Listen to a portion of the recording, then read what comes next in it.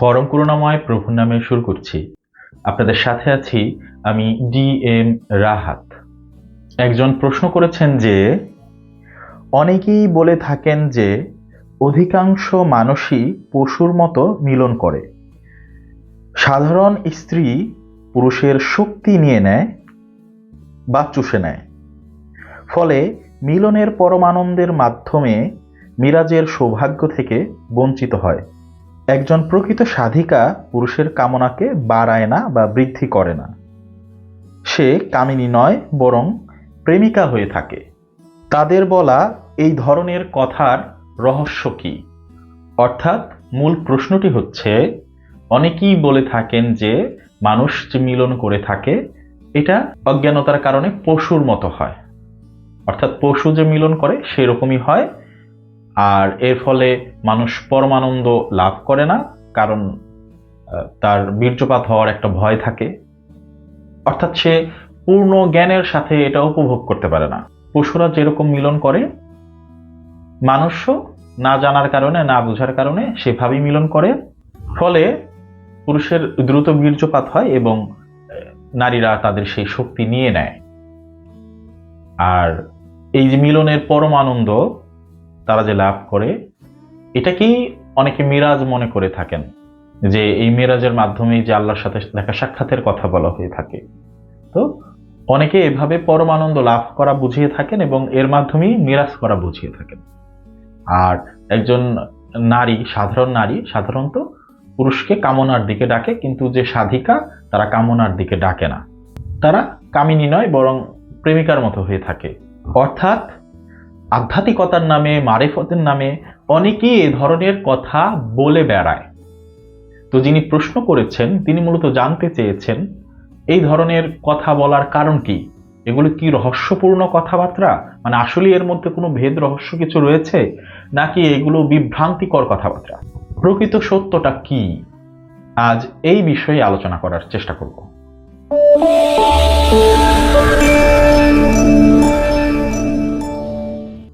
প্রথমেই বলে রাখি, সেটা হচ্ছে আমার কথাগুলো মূলত আমার মতামত, ইহাই চিরন্তন সত্য, ব্যাপারটা এরকম নয়। বা আমি যখন কোনো কথা বলছি এর মানে এই নয় যে আমি বোঝাতে চাচ্ছি আমার কথাটাই একমাত্র সত্য, বা যেই মতের বিপক্ষে বলছি সেই মতটি সম্পূর্ণ মিথ্যা, এরকম নয়।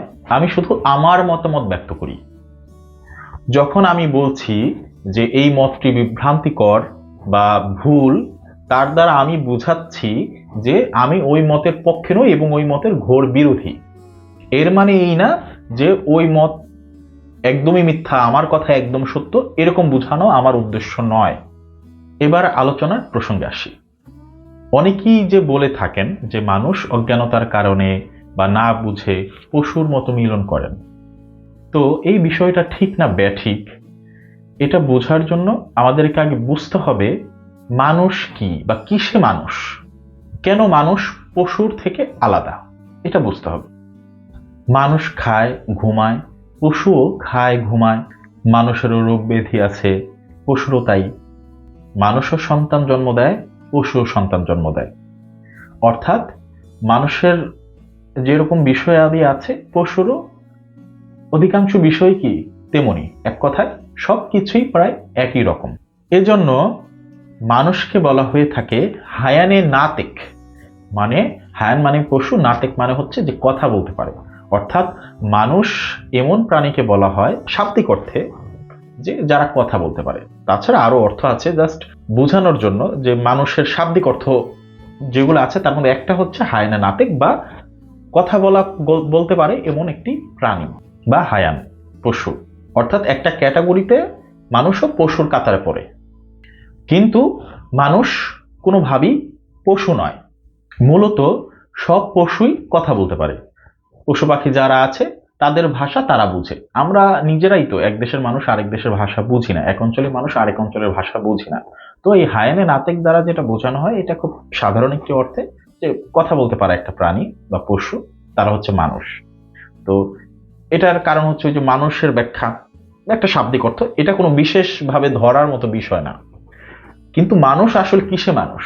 এই কথা বলতে পারার কারণেই মানুষ না, কারণ কথা সব প্রাণী বলতে পারে তাদের ভাষায়, তারা বুঝে, আমরা বুঝি না। তো পশুর সাথে মানুষের প্রায় সবই মিলে। পশুর সাথে মিলে এর জন্য বললাম কারণ মানুষের আগে পশুর সৃষ্টির কথা বলা হয়ে থাকে, যে মানুষকে পরে সৃষ্টি করা হয়েছে সর্বোত্তম ভাবে। তো সাধারণভাবে যে কথাগুলো বলা হয় এগুলো সাধারণভাবেই বলছি, এগুলোর মধ্যে কোনো গভীর অর্থ আধ্যাত্মিকতা কিছু নেই বা সত্য মিথ্যার কিছু নেই, যেটা প্রচলিত সেই কথাটা বলছি। তো এই জন্য পশুর সাথেই তুলনা করতে হবে, যে যেহেতু আগে পশু এসেছে, তো পশুর কাজ হচ্ছে সে খায় দায় ঘুমায়, মানুষও খায় দায় ঘুমায়। পশুরও যেরকম বিষয়াদি আছে, রোগ বালাই, আবেগ অনুভূতি সবই আছে, মানুষেরও ঠিক সে। তাহলে মানুষ আসলে কিসে মানুষ? এই শুধু কথা বলতে পারার কারণে মানুষ না, কথা পশু বলতে পারে। তাছাড়া শুধু কি আকার আকৃতির কারণেই মানুষ? এই যে মানুষের একটা গঠন, এই কারণেই মানুষ? আসলে এই কারণে মানুষ না, কিন্তু শাব্দিক ভাবে বলতে গেলে ওই যে মানুষ কি একটা পশু, কিন্তু এই পশুর আকার আকৃতি এই যে আমাদেরকে দেখতে যেরকম দেখা যায়, এটা একটা মানুষের আকৃতি, এরা মানুষ। ওইটা বানর, ওইটা গরু, ছাগল, তাদেরও চোখ আছে, হাত আছে, পা আছে, কিন্তু তাদের ভিন্ন রকম, তাই তারা একটা আলাদা জাত। আমাদের ভিন্ন রকম দেখতে, আমাদের গঠন, তাই আমরা আলাদা একটা জাত, আমাদেরকে মানুষ বলা হয়। কিন্তু ক্যাটাগরি কি, সবাই পশু, এরকম একটা বিষয়। তবুও মানুষ পশু নয়। কেন মানুষ পশু নয়? সবই তো পশুর সাথে মিলছে। এখন যারা বোঝাতে চাচ্ছেন যে পশুর মতো মিলন করে, তো মিলন তো পশু করে, মানুষও করে, এমন কোনো পার্থক্য করার তো কিছু নেই। পশু খায়, মানুষও খায়, তো পশু যেভাবে খায় আমরা তো সেভাবে খাই না, আমরা একটু অন্যভাবে খাই। তাই খাওয়া দাওয়ার কারণের পার্থক্যের এই যে ধরন, আমরা প্লেটে করে খাই, রান্না করে খাই, পশু এটা পারে না। তাই বলে কি আমরা মানুষ? এক সময় মানুষ কাঁচা মাংস খেত, তাই বলে কি তারা পশু? তাদের খাওয়ার ধরন তো পশুর মতোই ছিল, কিন্তু তারপরেও তো তারা মানুষ। তার মানে খাওয়ার কারণে মানুষ এবং পশু হওয়ার বিষয়টা জড়িত না। একজন মানুষ পশুর মতো খেতেও পারে, তার খাওয়ার ধরনটা পশুর মতো হতেও পারে। আগে এরকম ছিল যে তারা কাঁচা মাছ মাংস খেয়েছে, কিন্তু তারা তো তখনও মানুষ ছিল। তো পশু এবং মানুষের পার্থক্যের বিষয়টা এই খাওয়া দাওয়ার মধ্যে না। মানুষ ঘুমায়, পশুও ঘুমায়, কিন্তু মানুষ তো পশুর মতো ঘুমায় না, তারা বিছানা করে তারপর ঘুমায়। কিন্তু আদিমকালে পশুর মতোই ছিল, কিন্তু তারপরও তো সেই সময় পশু এবং মানুষের পার্থক্য ছিল। তার মানে এই থাকা, খাওয়া, ঘুম, আবেগ, অনুভূতি, এগুলোর কারণেই মানুষ আর পশুর পার্থক্য না। যদি এগুলোর কারণে মানুষ এবং পশুর পার্থক্য হতো, তাহলে এই কথা বলা যেত যে মানুষ পশুর মতো মিলন করে। এটা কেমন? পশুর মতো কেন মিলন করো? মানুষের মতো মিলন করো। তো মানুষ তো সবকিছু মানুষের মতোই করছে, শুধু এই ধরন পাল্টানোর কারণেই কি সে মানুষ? মানে পশু যেটা করে আমি সেটা ভিন্নভাবে করলেই কি আমি মানুষ? এই কি মানুষ হওয়ার শর্ত? যদি এটাই মানুষ হওয়ার শর্ত হয়ে থাকে, তাহলে তাদের এই ধরনের কথা ঠিক আছে, যে পশুর মতো কেন মিলন করবে মানুষ। কিন্তু শুধু আচার আচরণের এই ধরন পরিবর্তনের কারণেই যদি মানুষ না হয়ে থাকে, তাহলে তাদের এই কথা যুক্তিসঙ্গত নয়। কারণ শারীরিক মিলনের কারণে বা পার্থক্যগত কারণে, এক হওয়ার কারণে মানুষ এবং পশুর কোনো তুলনা দেওয়া যাবে না। খাওয়া দাওয়া থেকে শুরু করে কোনো কিছুর সাথেই কি মানুষ হওয়ার বিষয় নির্ভর করে না। মানুষ মানুষই হতে পারে, তার খাওয়ার ধরন আলাদা, ঘুমানোর ধরন আলাদা, কিন্তু পশু তো এগুলো করে। মানুষ শুধু তাতেই মানুষ যা শুধুমাত্র মানুষেরই আছে, পশুর নেই বা অন্য কোনো কিছুর নেই। শুধুমাত্র ওই বৈশিষ্ট্য মানুষের মধ্যে আছে, যার কোনো বিকল্প হয় না। অন্য কোনো প্রাণীর মধ্যে সেটা কোনোভাবেই দেখা যাবে না। তাতে মানুষ। তো মানুষের সেই বস্তুটা কি, তা কি, যার কারণে সে মানুষ, সবার থেকে আলাদা? সেই বিষয়টাই যদি হেরফের হয়, যদি পশুর সাথে মিলে যায়, তাহলে মানুষ আর মানুষ থাকবে না। কিন্তু এই থাকা, খাওয়া, ঘুম, পশু খালি এভাবে ঘুমায়, আর মানুষ দেখা গেল বিছানায় ঘুমায়, এতেই মানুষ মানুষ হয় না। পশু কাঁচা মাংস খায়, কাঁচা ঘাস খায়, আর মানুষ শাকসবজি রান্না করে খায়, মাংস রান্না করে খায়, তাই মানুষ না, এইরকম কোনো কারণে না। বরং মানুষ তাতেই মানুষ যা শুধু মানুষের মধ্যেই আছে। তা কাঁচা খাওয়া, পাকা খাওয়া, বা রান্না করে খাওয়া, বা অন্য কোনো বৈশিষ্ট্যের মধ্যে কোনোভাবেই পশুর মধ্যে তা পাওয়া যাবে না। তা শুধুমাত্র মানুষের মধ্যে থাকে। তাই মানুষ আদিম যুগেও মানুষই ছিল, যখন তারা কাঁচা মাংস খেত। বা গুহায় ঘুমাতো, কাপড় চোপড় সেভাবে পরতে পারতো না, অনেকটা পশুর মতো ছিল, শিকার করে খাওয়া দাওয়া, কেমন একটা ভাব না, পশুরা যেটা করে শিকার করে খায়। তো তাদের অবস্থাও সেরকম ছিল, কিন্তু তখনও পশু ছিল, তখনও মানুষ ছিল। তাহলে মানুষ আর পশু হওয়ার সাথে খাওয়া দাওয়া, মিলন এগুলো জড়িত না। মানুষ হওয়ার বিষয়টা আলাদা কিছুর সাথে জড়িত। ওই ব্যাপারটা যদি পশুর সাথে মিলে তাহলে এটা নিয়ে কথা বলা যায়। তো আমার জ্ঞানে কোনোভাবেই মিলনের বিষয়টার সাথে পশুর মিলনের ব্যাপারটা যায় না, মানে মানুষের সাথে পশুর মিলনের ব্যাপারটা কোনোভাবে তুলনা করাটাই যৌক্তিক না, অযৌক্তিক একটা বিষয়। অর্থাৎ তুলনা করতে গেলেও কিছু বৈশিষ্ট্য লাগবে, কিছু সমতা লাগবে, কিছু বিষয় মাথায় রাখতে হবে। তো এইভাবে তুলনা করাটা উচিত না, বা এই তুলনা করাই ঠিক না, যায় না এই তুলনাটা।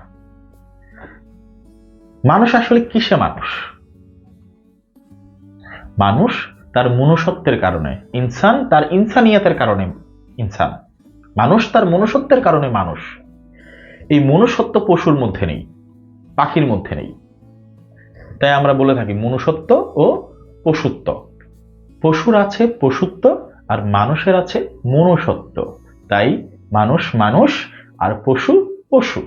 তারা যেই শ্রেণীর হোক, যেই ক্যাটাগরির হোক, তারপরে কি তারা পশু। আর মানুষ কালো হোক, সাদা হোক, আগের যুগের মানুষ হোক, এই যুগের মানুষ হোক, এখনো যারা বনে বাস করেন, এমন অনেক জায়গা আছে যেখানে সভ্যতার আলো পৌঁছায়নি, তারপরেও কি তারা মানুষ। সেই জায়গায় পশু আছে, মানুষও আছে। মানুষ তার মানুষের জায়গায় আছে, একরকম খাওয়া দাওয়া বা একভাবে কাঁচা খাবার দাবার খাওয়ার কারণে সে পশু হয়ে যায়নি। কারণ মানুষ হওয়া নির্ভর করে মনুষ্যত্বের উপর। তাই এখনো বলা হয়ে থাকে কারো মধ্যে যদি মনুষ্যত্ব না থাকে তখন বলে কি ও পশুর মতো। আর কোরআনের ভাষায় বলা হয়ে থাকে তারা পশু, আবার কি শুধু পশু নয়, পশুর চাইতেও বেশি খারাপ। চতুষ্পদ জন্তু নয়, শুধু চতুষ্পদ জন্তুর চাইতেও বেশি অধম। এটা কোরআনের ভাষা, কারণ তার মধ্যে সেই মনুষ্যত্বই নেই। তাহলে কি সে পশুর কাতার চলে যাবে, কারণ পশুরও যা আছে মানুষেরও সব তাই আছে, খাওয়া দাওয়া, ঘুম, মুখ, চোখ, নাক সবই আছে, আকার আকৃতি ভিন্ন। যেমন বানরকেও পশু বলা হচ্ছে, শিবপাঞ্জিকেও পশু বলা হচ্ছে, গরু ছাগলকেও পশু বলা হচ্ছে। এরা আলাদা আলাদা জাতের, তারপরে আমরা এক কাতারে তাদেরকে পশু বলছি। তো মানুষও তো সেরকম, কিন্তু মানুষকে পশু বলছি না, আলাদা কাতারে রাখছি। কেন? এই মনুষ্যত্বের কারণে। যদি মনুষ্যত্ব না থাকে তাহলে এই মানুষও পশুর কাতারে চলে যাবে। তো আমাদের তুলনা করতে হবে এই মনুষ্যত্বটুকু নিয়ে, খাওয়া দাওয়া, ঘুম এগুলো নিয়ে না। মিলন এগুলো মানুষ হওয়ার শর্ত না। সন্তান জন্ম দেওয়া না দেওয়া, যেমন কিছু প্রাণী আছে, পাঠা বা খাসি বা যাই বলি, আমি এগুলো একটু কম বুঝি, বা বিড়াল, কুকুর, বিভিন্ন বিষয় আদি আছে। তো দেখা যায় বিভিন্ন প্রক্রিয়ার মাধ্যমে তাদের প্রজনন ক্ষমতা, মিলনের ক্ষমতাকে নষ্ট করে দেওয়া হয়। তো ফলে দেখা যায় কি ওই পশু আর মিলন করতে পারে না। তো এই যে সে তার বীর্যকে ধারণ করে রাখলো, তাতে কি সে ব্রহ্মচারী হয়ে গেল? না। আর কোনো মানুষ মিলন করলো মানে কি সে পাপ করে ফেললো? না, এরকম বিষয় না। তো পশু পাখির প্রজনন ক্ষমতা নষ্ট করার কারণে যেমন সে ব্রহ্মচারী হয়ে যায় না বীর্য রক্ষার কারণে, কারণ সে তার কখনো মিলন করতে পারে না। তো তাতে যদি সে ব্রহ্মচারী না হতে পারে, সাধু না হতে পারে, আউলিয়া না হতে পারে, তাহলে এইগুলোর সাথে আসলে আমাদের মানুষের তেমন কোনো বিষয় তুলনা করার যোগ্য নয়। মানুষের বিশেষ বৈশিষ্ট্য হচ্ছে তাদের ইনসানিয়াত, আর হচ্ছে এলম বা জ্ঞান। এই জ্ঞানের কারণে মানুষ কি করে, যুগে যুগে পরিবর্তন হয়েছে তার সভ্যতার। পশু পাখিরা একটা জায়গায় আটকে আছে, তারা যে যেমন ছিল তেমনই আছে, তাদের ওই একই প্রক্রিয়া, একই সমাজ ব্যবস্থা, একই সবকিছু। কিন্তু মানুষ দিন দিন আপডেট হয়েছে, তাদের সংসারে পরিবর্তন এনেছে, পোশাকে পরিবর্তন এনেছে, সভ্যতায় পরিবর্তন এনেছে, সুযোগ সুবিধায় পরিবর্তন এনেছে, চিকিৎসায় উন্নতি এনেছে, সবকিছুতে কি তারা পরিবর্তন এনেছে। মানে একটা জেনারেশন পর থেকে তারপরের জেনারেশন কি তার পূর্বের সেই সুবিধা আবিষ্কার বা পরিবর্তনের সুবিধা ভোগ করতে পারে, আবার তারা সামনে আগাতে পারে। কিন্তু পশুর ক্ষেত্রে সেটা পারে না, কারণ তাদের সেই জ্ঞান নেই যেটা মানুষের আছে। আরেকটা হচ্ছে তার মনুষ্যত্ব। এই দুইটা বিষয় কি পশুর মধ্যে পাওয়া যায় না। পশু একই জায়গায় আটকায় থাকে, তারা 1000 বছর আগেও ঠিক যেরকম ছিল, তাদের সভ্যতা এখন ঠিক একই রকম। সেটা আগালেও জাস্ট বিবর্তনবাদের মতো, খুব মানে সেরকম কোনো বিবর্তন না বা পরিবর্তন না। মানুষের মতো তো কোনো ভাবেই না। মানুষ যেভাবে পরিবর্তন করতে পারে, নিজেদের যুগ পরিবর্তন করতে পারে, তাদের সময় পরিবর্তন হয়, আচার আচরণ থেকে সব কিছুতে তারা পরিবর্তন আনতে পারে এবং এটা ধরে রাখতে পারে, 3 দিন এটা আগাতে পারে। পশু সেটা পারে না। তো একটা হচ্ছে এলেম বা জ্ঞান, আর একটা হচ্ছে ইনসানিয়ত বা মানুষের মনুষ্যত্ব। তাই মিলনের বিষয়টা কোনোভাবেই তুলনাযোগ্য না। তাই মানুষ পশুর মতো মিলন করে এভাবে বলাই যাবে না। তাহলে বলতে হবে মানুষ পশুর মতো খায়, পশুর মতো ঘুমায়, সবই তো পশুর মতো। মানুষের পশুর মতো 2টা চোখ আছে। তো এই তুলনা কি যায়? যায় না। সেভাবে এই মিলনের ব্যাপারটাকেও কোনোভাবে টানা যাবে না। তাছাড়া আরেকটা গুরুত্বপূর্ণ বিষয় হচ্ছে, পশু পাখি একটি নির্দিষ্ট সময় মিলন করে। তাদের সময় সাপেক্ষ একটা ব্যাপার আছে, নির্দিষ্ট সময় আছে। কেউ বছরে 1বার 2বার এভাবে মিলন করতে পারে, কিন্তু মানুষের ক্ষেত্রে তা না। মানুষকে আল্লাহ এমন ভাবে সৃষ্টি করেছেন, এমন বৈশিষ্ট্য দান করেছেন, তারা যতবার ইচ্ছা, যখন ইচ্ছা তারা মিলন করতে পারে। তারা পশুর মতো নয় যে তাকে নির্দিষ্ট একটি সময়ের অপেক্ষা করতে হবে, তার আগে তার মধ্যে সেই ভাব জাগ্রত হবে না, কামনা জাগ্রত হবে না, এরকম না। সে মিলন করতে পারবে না কোনোভাবেই। এটা মানুষের ক্ষেত্রে ঘটে না, এটা পশুর জন্য। তাই মানুষের মিলন পশুর মতো হবে না। পশু বছরে 2-1বার মিলন করে, তাদের একটা সময় আছে। বিড়াল বলি, কুকুর বলি, যেমন বিড়ালের কিছু নির্দিষ্ট সময় আছে, বলা হয় যে তাদের হিট আসে, ওই সময়গুলো ছাড়া তারা মিলন করে না। কুকুরের ক্ষেত্রে দেখা যায় যে গ্রাম অঞ্চলের মানুষ যারা আছেন, এটা সবাই ভালো মতো জানেন যে ভাদ্র মাসের সময় কুকুরের মিলনের সময় আসে। কিন্তু মানুষের ব্যাপারটা তা না। যারা গবাদি পশু পালন করেন, গরু, দেখা গেল কেউ কেউ শুধু গাভী পালন করেন, তারা নির্দিষ্ট একটি সময়ে প্রজনন কেন্দ্রে নিয়ে যান, তারপরে তার গাভীর সন্তান হয়। তো এটা হচ্ছে তাদের একটা নির্দিষ্ট সময়ের বাইরের উপায় নেই, আল্লাহ একটা সীমা করে দিয়েছেন। কিন্তু মানুষের ক্ষেত্রে তা না। মানুষকে একটা বলা চলে এটা একটা বিশেষ নিয়ামত দান করেছেন দুনিয়াবি ব্যাপারে, যে মানুষ এই আনন্দ যখন ইচ্ছা উপভোগ করতে পারে, বৈধ উপায়ে করতে পারে, হালাল ভাবে করতে পারে। তাকে পশুর মতো 6 মাস 1 বছর অপেক্ষা করতে হয় না। এই নিয়ামত আল্লাহ দান করেছেন। তাহলে মানুষের মিলনের সাথে পশুর মিলন কিভাবে আসে, কিভাবে তুলনাযোগ্য হয়? তারপর যে কথাটি আসে সেটা হচ্ছে যে পুরুষের শক্তি নিয়ে নেয় নারী, বা স্বামীর শক্তি স্ত্রী নিয়ে নেয়। তো কথা হলো, একজনের শক্তিকে আরেকজন নিতে পারে? এটা কি আদৌ সম্ভব? উত্তর হচ্ছে না, সম্ভব না। শক্তি কিভাবে নেয়? পুরুষের বীর্যপাত হয়, সে যদি ধরি যে বীর্য একটা শক্তি, তার ভেতরকার শক্তি, ঠিক আছে, সে এটা ত্যাগ করলো, সে দুর্বল হয়ে গেল। কিন্তু এর মানে এই না সেটা নারী পেয়ে নারী সবল হয়ে গেল। নারী তো শক্তি নিচ্ছে না। তাহলে এই যে তাদের ভাষা বলা হয় যে নারী তার পুরুষের শক্তিকে চুষে নেয়, গ্রাস করে, নিয়ে নেয়, এটা কেমন কথা? পুরুষ শক্তিহীন হয়ে গেল মিলনের মাধ্যমে, এটা ঠিক আছে, যে ধরে নিলাম বীর্য তার একটি শক্তি, আসলে বীর্য পুরুষের শক্তি, তো এটা সে ত্যাগ করলো, সে দুর্বল হয়ে গেল। কিন্তু এর মানে এই না যে নারী সবল হয়ে গেল। কোন নারী তো সবল হয় না। তাছাড়া পুরুষও একদম দুর্বল হয়ে যায় না, কিছুক্ষণ পরে আবার সে আগের জায়গায় ফিরে আসে, একটা সাময়িক দুর্বলতা, যেহেতু তার শক্তি ক্ষয় হয়েছে। কিন্তু এর মানে এই না নারী সেই শক্তি নিয়ে গেছে, নারী সেই শক্তি ধারণ করে নিজে শক্তিশালী হয়ে উঠলো। সাধারণ নারীরা তো এই যে কথাবার্তা, এইসব কথাবার্তা আধ্যাত্মিকতার যেসব মানুষজন আছেন, তাদের অনেকের মধ্যে এইসব আলাপ আলোচনা হয়, কিছু মতানৈক্য আছে, কিছু দর্শন আছে। কিন্তু যারা অতি সাধারণ মানুষ, তারা তো এইসব ব্যাপারগুলো জীবনে শুনেই নাই। ওই নারীরা আবার পুরুষের শক্তি নেই, এগুলো শুনলে তাদের কাছে আজব ব্যাপার মনে হবে, এগুলো কি বলে। কারণ কোন নারী এখন পর্যন্ত পুরুষের সাথে মিলন করার পর শক্তিশালী হয়ে ওঠে না। বরং পুরুষের যদি দ্রুত বীর্যপাত হয়, নারী যদি সন্তুষ্ট না হয়, তাহলে এতে সে বিরক্ত হয়। শক্তি যদি পাওয়ার ব্যাপার ছিল, তাহলে তো যত দ্রুত শক্তি পাবে তত দ্রুত সে খুশি হবে। পুরুষের দ্রুত বীর্যপাত হবে, সে পুরুষের বীর্য ধারণ করে শক্তিশালী হয়ে উঠবে। তাছাড়া এখন তো বীর্য নিয়ন্ত্রণের ব্যাপার আছে, তো পুরুষের বীর্য নারীর দেহে প্রবেশ করার সুযোগ পায় না। তাহলে সে শক্তি কিভাবে নিল? পুরুষ শক্তি ত্যাগ করলো, শক্তিহীন হয়ে গেল, ঠিক আছে, তাদের কথা ধরে নিলাম। কিন্তু নারী তো বীর্যকে ধারণই করলো না, পেল না। পুরুষ তার বীর্য তো নারীর রেহেমে বা গর্ভে দিতেই পারল না, প্রোটেকশন ব্যবহার করছে। আরো নানা বিষয়াদি আমাদের ইসলামী শরীয়তের ভাষায় বলা হয়ে থাকে আজল করা, মানে বীর্য নারীর রেহেমে না ফালানো, বাইরে ফেলে দেওয়া। তো যখন আজল করলো, তো পুরুষ তো শক্তিহীন হয়ে গেল, শক্তি ফেলে দিল। কিন্তু এর মানে এই না নারী শক্তি নিয়ে নিল। তাহলে নারী পুরুষের শক্তি চুষে নেয়, গ্রাস করে নেয়, এগুলো কেমন কথাবার্তা? একটা কথা বললে সেটা ন্যূনতম একটু যুক্তি থাকা দরকার, সত্যতা থাকা দরকার, মেনে নেওয়ার মতো হওয়া দরকার। এগুলোকে মেনে নেওয়ার মতো কথা। নারী সাধারণ হলে তো সম্ভবই না, তাদের ভাষায় সাধারণ নারীরা এটা করে, যারা সাধিকা আছেন তারা এমনটা করে না। সাধারণ নারীরা তো এই শক্তি নেওয়ার বিষয় জীবনে শুনেই নাই, বুঝিই না।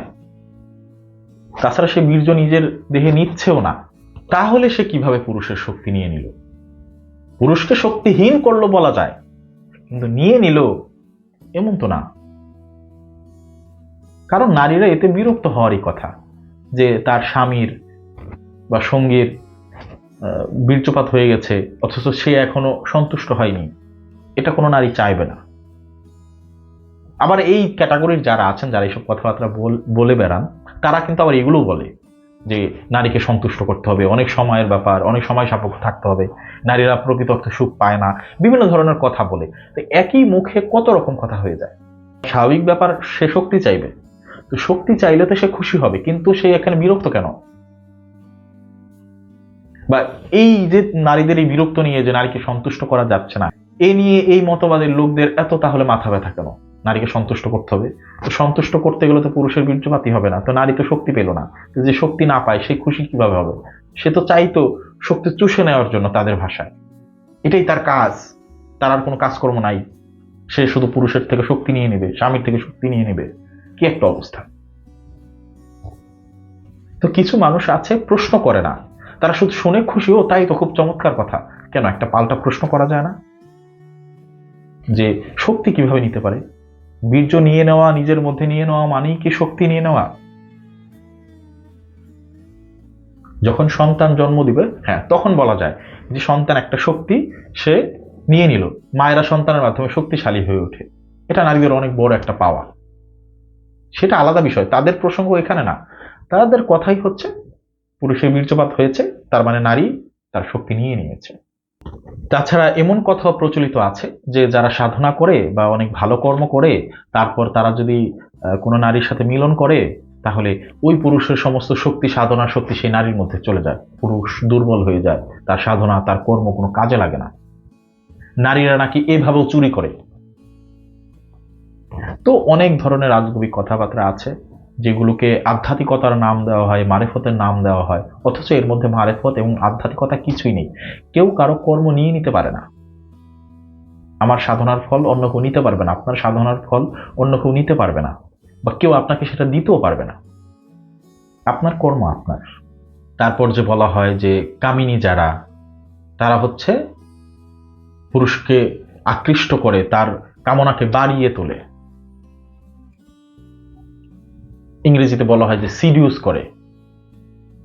তো এরকম কথাবার্তা তারা বলে থাকেন যে যারা সাধারণ নারী তারা পুরুষের কামনাকে বাড়িয়ে দেয়, তাকে আকৃষ্ট করে, তার কাম উত্তেজনা আরো বেড়ে যায়। অধিকাংশ নারী হচ্ছে কামিনী, তারা প্রেমিকা না। এটা হচ্ছে তাদের কথা, মানে ঘরের স্ত্রী যারা আছেন তারা অধিকাংশই কি কামিনী, কালনাগিনী, এই ধরনের কথাবার্তা আসে। বেশিরভাগ ক্ষেত্রে এই ধরনের প্রচুর কথাবার্তা আধ্যাত্মিকতার বাইরেও মানুষ এই শব্দগুলো প্রয়োগ করে, কালনাগিনী, কামিনী। হ্যাঁ, অনেক ধরনের কথাবার্তা আছে। পুরুষদের বেলায় বলা হয় এই পুরুষ তো কামিনী কাঞ্চনে আটকে গেল। তো বিষয় হচ্ছে কামিনী দ্বারা শুধুমাত্র এই যৌনতা বোঝায় না, যৌনতার চাহিদা না, দুনিয়াবি চাহিদা থাকলো কি কাম, কামনা। এই যে বাসনা যেটা, সেটাই মূলত কি কাম বা কামনা। প্রেমে কোনো চাওয়া পাওয়া নেই, প্রেম একটা আলাদা বিষয়, প্রেম ত্যাগ করতে শেখায়। কামনা, কাম এর মানে হচ্ছে কি বাসনার জন্ম দেয়, বাসনাই কাম, বাসনাই কামনা, কামই বাসনা, এটা বুঝতে হবে। তো যার মধ্যে প্রবল বাসনা, সেই নারী কি কামিনী, তার যৌনতার প্রতি আকর্ষণ থাকুক বা না থাকুক। এমন অনেক কামিনী আছে, এখনো দেখা যায়, যাদের যৌনতার প্রতি আকর্ষণ নেই, পুরুষের অর্থ সম্পদের প্রতি আকর্ষণ। এরাও কামিনী, কারণ তার প্রবল বাসনা। অনেক নারী আছেন, স্বামীকে অনেক অর্থ উপার্জনের জন্য বলেন, একটু এদিক সেদিক হলে খবর আছে, অশান্তি, অনেক চাই, অনেক কিছু লাগবে, অনেক গয়না বানিয়ে দাও, অনেক প্রসাধনী দাও, অনেক ভালো ঘরে রাখো, অনেক কিছু, অথচ সে অনেক ভালো আছে, তারপরও কি অনেক কিছু লাগবে। এই যে স্বামীকে শুধু দুনিয়ার দিকে টানা, দুনিয়ামুখী রাখা, এটাও কি কামনা থেকে হয়, অর্থাৎ ওই নারী কামিনী। একজন স্ত্রীর যদি যৌনতার প্রতি প্রচুর আকর্ষণ থাকে, এটা কোনোভাবেই তার অপরাধের মধ্যে পড়ে না। এমন না সে অন্য পুরুষের কাছে যাচ্ছে, সে তার স্বামীর সাথে আছে, এখানে তার কামনা কোনোভাবেই পাপ নয়, বরং তার এই যৌনতার প্রতি আকর্ষণ তার সাংসারিক জীবনকে আনন্দময়ী করে তুলবে। যারা খুব কম বুঝে, তারা এসব নিয়ে আবোল তাবোল কথাবার্তা বলে। সংসার সুখের জন্য এই যৌনতার প্রতি কামনা একজন নারীর থাকতে হবে, একজন পুরুষের থাকতে হবে, তা না হলে সেই সংসারে শান্তির সম্ভাবনা কম। এটা সত্য কথা। অনেক সংসারে এ নিয়ে অশান্তি আছে। তারা বোঝাতে চাচ্ছে যে নারীকে কামনা রাখা যাবে না, অর্থাৎ এই যৌনতার প্রতি কোনো নারীর আকর্ষণ থাকা যাবে না, স্বামীকে সে কোনো আকর্ষিত করবে না, তাহলে সে অনেক বড় স্বাধিকার। এমন হলে তো সংসারই টিকবে না। একজন নারী, তার কামনার প্রতি তেমন আগ্রহ নেই, সে বছরে দুই একজন পর পুরুষের সাথে থাকে, তাহলে কি সে সাধিকা হয়ে গেল? যদিও তাদের অনেকের ভাষায় তারা সাধিকা মানে এরকম কিছুই বুঝে। প্রকৃত সাধিকা হচ্ছেন সেই নারী যিনি শুধুমাত্র তার স্বামীর প্রতি আসক্ত নিয়ে থাকে, অন্য কোথাও তার কামনা বাসনা যৌনতা নিয়ে আগ্রহ দেখায় না, সে নিজেকে আটকে রাখে। স্বামী মারা যাওয়ার পরও শুধুমাত্র তার এতিম সন্তানদের নিয়ে সে সারা জীবন কাটিয়ে দেয়। এরা হচ্ছে প্রকৃত অর্থে সাধিকা। তারা হতে পারে অন্য কোনো সাধনা করেন না, কিন্তু তারপরে এরা সাধিকার মর্যাদা পাবেন, কারণ জীবনে সাধনার দ্বারা এই বোঝায় না শুধুমাত্র কোন একটা অজিফা জপা বা চোখ বন্ধ করে বসে থাকা। এই যে তার পরিশ্রম, তার আত্মত্যাগ, আত্মবলিদান, তার ধৈর্য, এগুলি সবই সাধনার মধ্যে পড়ে। স্বামীর প্রতি তার এই আগ্রহ, টান, এটা কোনোভাবেই পাপ নয়, খারাপ কিছু নয়। স্বামী স্ত্রীর প্রতি আকর্ষিত থাকবে, স্ত্রী স্বামীর প্রতি আকর্ষিত থাকবে, তারা দুজন দুজনের প্রতি আকর্ষিত থাকবে। এটা খুব স্বাভাবিক একটা ব্যাপার, এটা না হওয়াই অস্বাভাবিক। আর প্রেমিকা হওয়ার প্রসঙ্গ, একজন স্ত্রী প্রেমিকা বান্ধবী হয়ে থাকতে পারেন, অনেকেই আছেন যারা প্রেমিকা হয়ে থাকতে পারেন না। অর্থাৎ এখানে প্রেমিকা দ্বারা বোঝানো হচ্ছে যে তার মধ্যে সেই প্রেম থাকে না, জাস্ট সে সংসার করে, তার আর যেন কোনো কিছু নাই, বা স্বামীর কাছ থেকে তার খালি দুনিয়াবি চাওয়া পাওয়া, ভালোবাসা, স্বামীর ভালো মন্দ বুঝে না, স্বামীকে ভালো মন্দর দিকে ডাকে না, যেভাবেই পারো টাকা কামায় এনে দাও, তোমার জাহান্নাম জান্নাত নিয়ে আমার কোনো চিন্তা নাই, আমার টাকা লাগবে, আমার গয়না লাগবে। এরা প্রেমিকা না, তাদের শুধু চাই, তাদের প্রচুর কামনা, এরা কামিনী। কিন্তু যিনি প্রেমিকা, তিনি যৌনতার প্রতি আকর্ষিত থাকবে সেই পুরুষের প্রতি, ভালোবাসা তার এটা।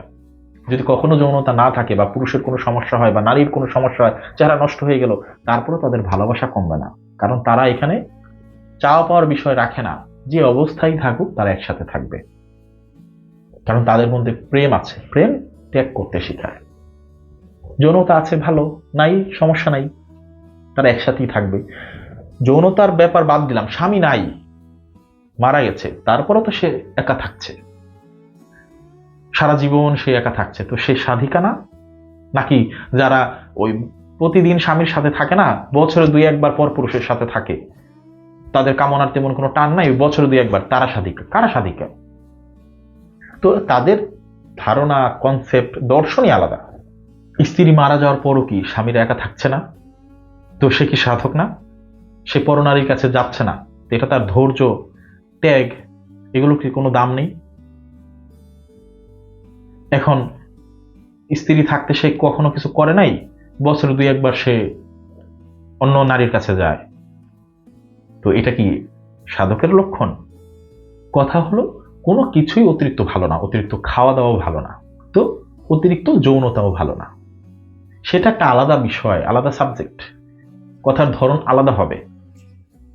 বেশি খাওয়া, বেশি ঘুম, কোনো কিছুই অতিরিক্ত ভালো না। কিন্তু নিজের স্বামীর প্রতি আসক্তি রাখা যাবে না, যৌনতার টান থাকবে না, একজন আরেকজনের প্রতি শারীরিক সম্পর্ক হবে না, আকর্ষণ থাকবে না, এটা কেমন কথাবার্তা? তো তাদের যে মেন কথাটা সেটা হচ্ছে অজ্ঞানতার কারণে তারা পশুর মতো মিলন করে, অর্থাৎ তাদের জ্ঞান নাই, এজন্য শুধু পশুর মতো মিলন করে যায়। হ্যাঁ, তাদের আরেকটা সমস্যা হচ্ছে তারা সেই যে প্রকৃত আনন্দ পাওয়ার কথা ছিল মিলনের মাধ্যমে, তারা নাকি সেই আনন্দই পায় না। অর্থাৎ নারীও তেমন কোনো আনন্দ পায় না, পুরুষও কোনো আনন্দ পায় না। কারণ পুরুষ সবসময় বীর্যপাতের ভয় থাকে, যে কখন যেন বীর্য বের হয়ে যায় সে উপভোগ করতে পারে না। নারী ভয় থাকে কখন যে তার স্বামীর বীর্য বের হয়ে যাবে, সে তো পরে আনন্দ পাবে না, কারণ তৃপ্তি না দিয়ে তার স্বামী দুর্বল হয়ে যাবে। তো এই ভয়ে নাকি তারা আনন্দেই উপভোগ করতে পারে না। এজন্য তারা কথায় কথায় বলবে যে দেহরতি রক্ষা করার কথা, রতি সাধনার কথা। রতি সাধনা নিয়ে অনেক আলোচনা হয়, এ নিয়ে আমারও কয়েকটি আলোচনা আছে যে প্রকৃত অর্থে রতি সাধনা কি। রতি সাধনা বলতে একটি সাধনা আছে যেটা শারীরিকভাবে অনেক কার্যকর বা অনেক কাজে আসে, কিন্তু তাদের কথা হচ্ছে এই রতি সাধনাই সব, এই রতি রক্ষা করাই সব, বীর্য রক্ষা করাই সব। অনেক মন মতো মিলন করবে কিন্তু তার বীর্যপাত যেন কোনোভাবে না হয়, এটাই তার সাধনার লক্ষ্য। এর মানে সে মুকসুদ মঞ্জিলে পৌঁছাই গেছে, এমন একটা ভাব তাদের। আর আমাদের ভাষায় হচ্ছে কি, যে নামাজ পড়লে শারীরিকভাবে একটা ব্যায়াম হচ্ছে, ভালো কথা, কিন্তু ব্যায়ামের জন্য নামাজ নয়। তো রতি সাধনা হচ্ছে কি, শারীরিক আনন্দ বা শরীর ভালো রাখার জন্য বা যৌনতার ক্ষেত্রে, মিলনের ক্ষেত্রে একটু ভালোভাবে উপভোগ করার জন্য। যেমন মানুষ ওষুধ খায় না, শারীরিক দুর্বলতার কারণে ডাক্তার দেখায়, ব্যায়াম করে, বিভিন্ন বিষয় করে। তো এটা আমাদের দুনিয়াবি বিষয়ের সাথে জড়িত, মন ভালো রাখার জন্য যেভাবেই বলি। তো দুনিয়াবি বিষয়ের সাথে যা জড়িত তা আমাদের মেনে নিতে হবে, অস্বীকার করার উপায় নেই। তো রতি সাধনার মাধ্যমে যেটা হয়, মিলনের ক্ষমতা বৃদ্ধি পায়, সে তুলনামূলকভাবে বেশি আনন্দ উপভোগ করতে পারে। তো এ নিয়ে কি করেছেন যারা সাধু মহৎ ছিলেন, তারা এই একটি শাস্ত্র আলাদাভাবে তৈরি করেছেন, বুঝিয়ে দিয়েছেন যে এই বিষয়গুলো যদি তোমরা পালন করো তাহলে তোমরা কি সাংসারিক ব্যাপারগুলোতে উন্নতি পাবে। অর্থাৎ স্বামী স্ত্রীর এই যে মেল মহব্বতের যে ব্যাপারটা, শারীরিক যে বিষয়গুলো আছে, এখানে তোমরা একটু ভালো করবে। আপনারা দেখবেন যে প্রায় আলেমুলামাদেরকেও এরকম প্রশ্ন করা হয়, যৌনতা বিষয়ক অনেক প্রশ্ন করা হয়। কেন করা হয়? কারণ এটা আমাদের জীবনের সাথে জড়িত। তো এটা যেমন প্রশ্ন করা হয়, কেউ কেউ পরামর্শ দেয় খেজুর খেতে, এটা সেটা বিভিন্ন রকম কথাবার্তা, বা বিভিন্ন খাবার আদির কথা বলে, এই খাবারগুলো সুন্নত, এটা খাইলে শারীরিক শক্তি বৃদ্ধি পাবে, এই অনেক রকম কথাবার্তা আছে। তো ওই এই ভারত উপমহাদেশের যেসব সাধু সন্ন্যাসীগণ ছিলেন, তাদের কাছে সাধারণ মানুষ এসে এই ধরনের পরামর্শ চাইতো। তো সেই জন্য তারা এই রতি সাধনার একটা বিষয় তারা দিয়েছেন, যে তাদের যে দমের চর্চা, যোগ ব্যায়াম, যোগ সাধনা, এই যে বিষয়গুলো আছে, সেখান থেকে একটি আলাদা শাস্ত্র, রতি শাস্ত্র নাম দিয়ে তারা মানুষের কল্যাণের জন্য জানিয়েছেন। এ ব্যাপারে মানুষের আগ্রহ আছে, যে এতই আগ্রহ বেশি যে এই ব্যাপারে আমাকে প্রচুর বেশি প্রশ্ন করা হয়। এজন্য আমি একাধিক ভিডিও বানিয়েছি, যেন মানুষ রতি সাধনা কি সেটা বুঝে নেয়, বিভ্রান্তির মধ্যে না পড়ে। কারণ অনেকেই বলে রতি সাধনাই সব, তো মানুষ সেই দিকেই ছোটে। তো আমার বোঝানোর উদ্দেশ্য হচ্ছে রতি সাধনাই সব না, রতি সাধনা কি তা মানব বুঝুক, তাহলে তারা আর বিভ্রান্ত হবে না। কিন্তু এই ধরনের লোক যারা আছেন, এই যে অজ্ঞানতার কারণে পশুর মতো মিলন করে আনন্দ উপভোগ করতে পারে না, যখন তখন বীর্যপাত হয়ে যাবে এই ভয়ে থাকে, এই জন্য রতি সাধনাই তাদের কাছে সব। কারণ রতি সাধনার মাধ্যমে এই ক্ষমতা বৃদ্ধি পায়, বীর্যকে আটকে রাখা যায়, রতি ক্ষয় হয় না, অটল থাকে। তো তাদের ভাষায় এই রতি সাধনাই সবকিছু, এই সাধনাই তাদেরকে করতে হবে। এই জন্য তাদেরকে বিশেষভাবে নারী সঙ্গীও লাগবে, অর্থাৎ তার স্ত্রীকেও কি এরকম সাধিকা হওয়া লাগবে, সাধারণ ব্যক্তিদের হইলে হবে না। সেই স্ত্রী এরকম হবে স্বামীর বীর্যপাত করতে দিবে না, আগে সাবধান করে দিবে, না না তুমি দূরে থাকো, এটা করা যাবে না, তাহলে তুমি দুর্বল হয়ে যাবে। তো তাদের ভাষায় তারা এরকম স্ত্রী চান যে স্বামীকে উৎসাহিত করবে বীর্যপাত না করানোর জন্য, প্রয়োজনে সে একটু স্যাক্রিফাইস করবে, থাক আমার শান্তি দরকার নাই, তুমি এখন বাদ দাও, বা কিছুক্ষণ পরে আবার করি, কিন্তু কোনোভাবেই বীর্যপাত ঘটানো যাবে না। এটা হচ্ছে তাদের ভাষায় তারা এরকম নারী চায়, যে তাকে কামনার দিকে টানবে না, বীর্যপাত ঘটতে দিবে না, তাকে চাইবে সে তার স্বামী এই বীর্যকে ধারণ করে রাখুক। যদি জ্ঞানের মাধ্যমে এই রতি সাধনা সম্পর্কে জেনে সবকিছু বুঝে যদি তারা মিলন করতে পারে, তাহলে তাদের মিলন আর পশুর মতো হবে না, তারা মিলন তো করবে, কিন্তু কখনো পশুর মতো বীর্যপাত ঘটবে না। অর্থাৎ এই বীর্যপাত হওয়াটাকেই পশুর মতো মনে করতেছে, আর বীর্যপাত না হওয়াটাকেই তারা বিশেষ কিছু মনে করতেছে। কিন্তু ওই যে বললাম, কিছু পশুর যে প্রজনন ক্ষমতা নষ্ট করে দেওয়া হয়, তারা যার মিলন করতে পারে না, তারা তো ব্রহ্মচারী হয়ে যায় না, সাধু হয়ে যায় না, আউলিয়া হয়ে যায় না, এটা তারা বুঝে না। যে যদি শুধুমাত্র এই বীর্য ধারণ করি, না ত্যাগ করি, এত বড় কিছু হয়ে যাওয়া যেত, তাহলে ওই সমস্ত পশুগুলো কি অনেক বড় কিছু হয়ে যেত, মুক্তি লাভ করতো সহজ ভাষায়। কারণ তাদের কাছে তো এটাই সবকিছু, এটার জন্যই তারা সব সাধনা করে। তো বাকি থাকলো একটা বিষয়, আর এবং এটা খুব বেশি মারাত্মক বিষয়, সেটা হচ্ছে এই যে মিলনকে মিরাজের সাথে তুলনা করা। অর্থাৎ তারা যে বলছে যে এই মিলনের মাধ্যমে পরমানন্দ লাভ করার যে কথা ছিল, পরমানন্দের মাধ্যমে মিরাজ হওয়ার কথা ছিল, সেটা তাদের হয় না অজ্ঞানতার কারণে। তারা পশুর মতো মিলন করে। প্রকৃত অর্থে মিলন করতে পারলে দেখা যেত কি তারা পরমানন্দ লাভ করে তাদের মিরাজ হয়ে যেত, এমনটা তারা বুঝাতে চান। যেহেতু তাদের জ্ঞান নাই পশুর মতো, তাই তাদের এমনটা হয় না, তাদের বীর্যপাত হয়ে যায়, তারা পরমানন্দ লাভ করে না। অর্থাৎ তাদের ভাষায় সবচেয়ে বেশি আনন্দ এই যৌনতার মধ্যেই, যৌনতার বাইরে তেমন কোনো আনন্দই নাই। আর এই আনন্দ কি সবচেয়ে বেশি আনন্দদায়ক বিষয়, যে এতই আনন্দদায়ক যে এটাকে কি করেছেন, মিরাজের সাথে তুলনা করেছেন। কারণ মেরাজের আনন্দ হচ্ছে সবচেয়ে বেশি আনন্দ। বলা হয়ে থাকে যে জান্নাতে সবচেয়ে বড় নিয়ামত কি হবে, যে আল্লাহর দর্শন লাভ করবে, অর্থাৎ আল্লাহর সাথে সাক্ষাৎ হবে, মেরাজ হবে। এটা হচ্ছে সবচেয়ে বড় নিয়ামত, সবচেয়ে বড় পরমানন্দ। তো তারা সেই পরমানন্দকে কিসের সাথে তুলনা করেছে? স্বামী স্ত্রীর মিলনের সাথে, যৌনতার সাথে। তারা বোঝাতে চাচ্ছেন যৌনতার মাধ্যমেই মিরাজ হয়। অনেকে তো বলেই থাকেন যে নারী হচ্ছে বোরাক, প্রায় অনেকে এরকম বলে থাকেন যে এই নারীর সাথে মিলন করেই কি মিরাজে যাইতে হয়। তো সেই কথা বাদ রাখি, এখানে পরমানন্দ এবং মিরাজের প্রসঙ্গটাই থাকুক। তো সেটা হচ্ছে যে পরমানন্দ বলতে তারা যেটা বুঝাচ্ছেন সেটা মোটেও পরমানন্দ নয়। এটা একটা আনন্দদায়ক বিষয়, খুব আনন্দদায়ক বিষয়, কিন্তু কোনোভাবেই এটা পরমানন্দ নয়। পরম শব্দটাই একটা আলাদা বিষয়। পরমাত্মা, পরম পুরুষ, তিনি পরম, সেই ব্যাপারটা আলাদা।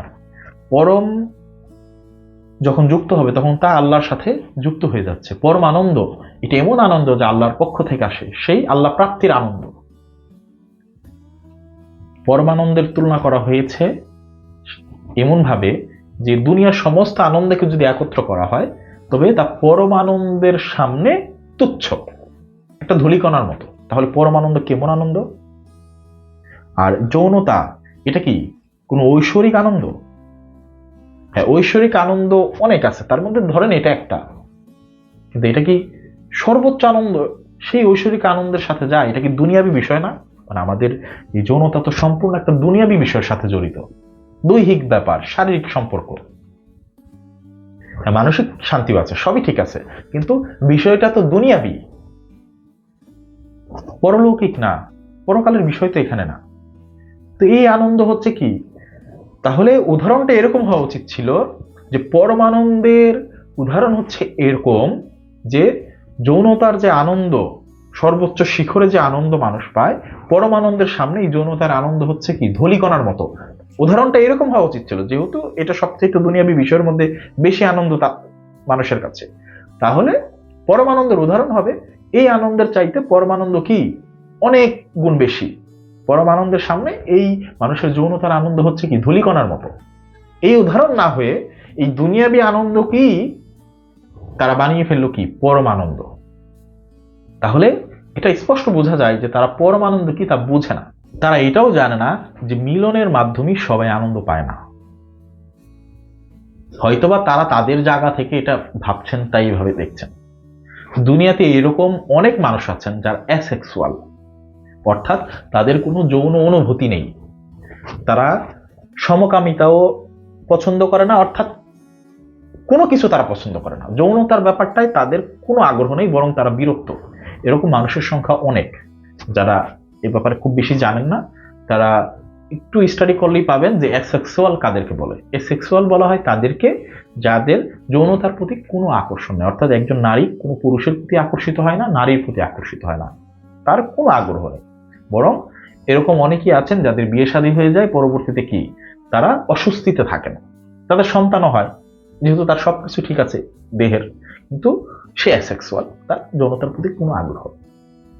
তো যৌনতা তার জন্য এমন একটা বাজে ব্যাপার যে দুনিয়ার মধ্যে যদি সবচেয়ে ঘৃণিত কিছু তার কাছে থাকে তাহলে সেটা হচ্ছে যৌনতা। কোনোভাবেই এটা তার জন্য আনন্দদায়ক বিষয় না। অথচ তিনিও তো আনন্দ খুঁজে বেড়ান, আনন্দ চান, তার জীবন আনন্দ আছে, কিন্তু সে এটাকে ঘৃণা করে, এটা তার কাছে আনন্দদায়ক বিষয় না। তো যারা এই ধরনের কথাবার্তাগুলো বলে বেড়ায় যে যৌনতাই পরম আনন্দ, তাদের আসলে জানাও খুব কম, তারা খুব অল্প জানেন হয়তোবা। মানুষের সম্পর্কে তাদের আরো জানা উচিত যে মানুষ আসলে কিসে আনন্দ পায়। যদি যৌনতার মধ্যেই মানুষ সবচেয়ে বেশি আনন্দ খুঁজে বেড়াতো, তাহলে কোনো নারী তার স্বামীর মৃত্যুর পর বিধবা থাকতো না, সন্তান নিয়ে থাকতো না, সবারই কি সবসময় বিয়ের উপরই থাকতে হইতো।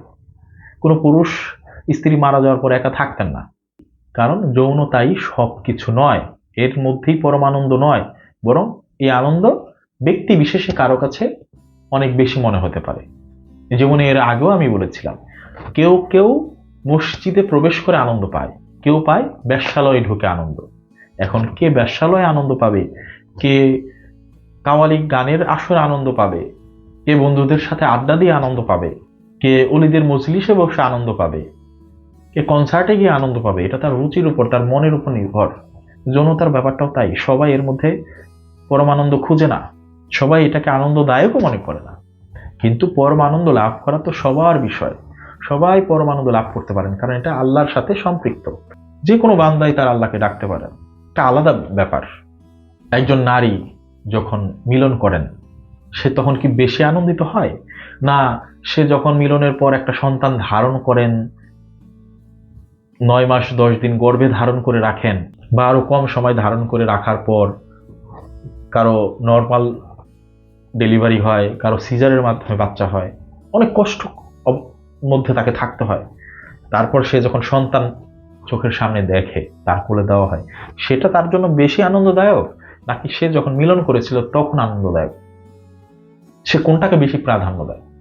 একজন পুরুষ যখন মিলন করে সেটাই তার জন্য আনন্দদায়ক, না যে সে যখন তার সন্তানকে কোলে পায় তখন তার জন্য সেটা আনন্দদায়ক? এগুলো খুব সহজ ব্যাপার, নিজেদের নিয়ে ভাবলেও হবে। তারপরে কারো কারো রুচির ব্যাপার আছে, সেটা আলাদা ব্যাপার। তো যৌনতার মধ্যেই সব আনন্দ না। তাই একজন নারী তার সন্তানকে নিয়ে সারা জীবন কাটিয়ে দিতে পারে স্বামীর মৃত্যুর পর, স্ত্রীর মৃত্যুর পর স্বামীরা আর বিয়ে না করে কাটিয়ে দিতে পারেন বাকি জীবন। তাই সামান্য এই দুনিয়াবি যৌনতার আনন্দকে পরমানন্দ ভেবে এটাকে মেরাজ ভাবলে এটা কোনোভাবেই মেনে নেওয়ার মতো বিষয় হয় না।